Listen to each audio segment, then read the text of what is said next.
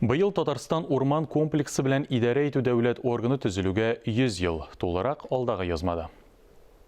Казан аграр университетында республика урман хуҗалыгы министры Рауль Кузюров тармак хезмәткәрләре булачак урманчылар катнашында ачык лекция үткәрде.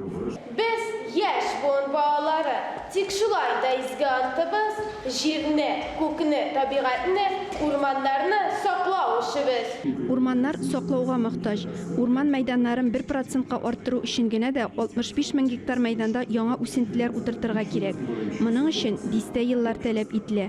Экология ил күләм проектына нигезләп, Татарстанда урманнарны саклау төбәк программасы гамәлдә.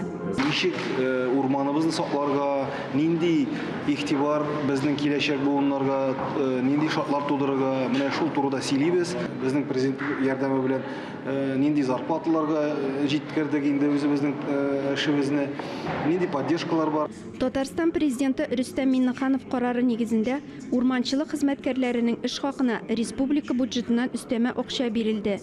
Яшь белгечләрне урманчылык тармагына җәлеп итү өчен дә түләү билгеләнгән.